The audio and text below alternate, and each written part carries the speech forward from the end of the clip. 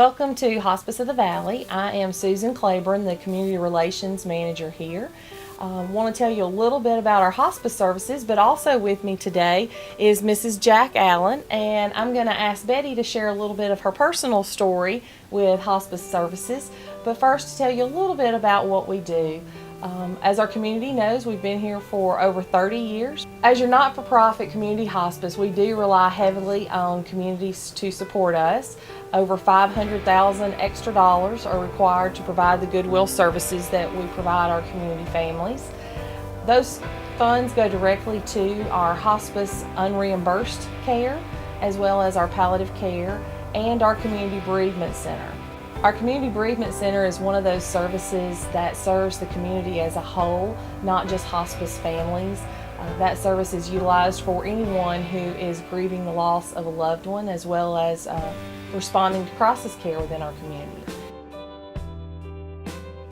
On the hospice side, our families who have worked with us know us very well with what we have done for their loved ones and provided for their families after the loss of their loved ones. And then our palliative care is something new that we offer to our community for comfort measures for those patients that are not ready for hospice care yet. But on that, we'd like to let someone tell you their own personal story, so I'm going to ask Betty if she wouldn't mind sharing about how she got involved with hospice and what hospice has meant to she and her family. Betty? I can't think of anything, not one thing, except praise for Hospice of the Valley, and I hesitate to name names because I'll surely miss somebody, and they were there all the way. I mean, all the way. There was never any question, never any doubt about their support and their love for Jack. He was loved by everybody, and when hospice came on the scene, it was not any different. I mean, it was so personal, and his care was so personal, even to the morning when I found him gone. I called Nurse Beth, and she didn't live too far from us, and I've never seen it rain so hard. And when she came in, it was just like she was a member of the family. The care and her love for our family and the support and everything.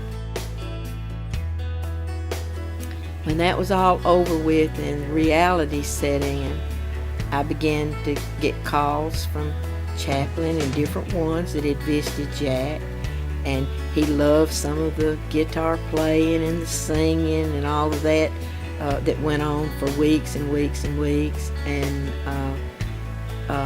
those people still made an effort to come by or to call one. And when finally I got asked if I thought I would be interested in some grief sessions, I said, oh no, me and the good Lord will handle that, you know.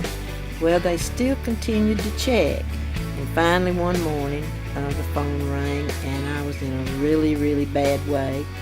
And Brad Eads says, well, it's not a matter of asking anymore. I'm telling you, you need to do it. I honestly don't think I'd make it now without it. There's no way that I could ever say enough in praise of everybody that's helped us through Hospice of the Valley. Thank you, Betty, for sharing that. That means a lot to us. Well, on behalf of Hospice of the Valley, I would like to extend an invitation for anyone to get involved with United Way, with United Way agencies through use of your time, your talent, your resources. Your donations do directly impact families within our community. Thank you.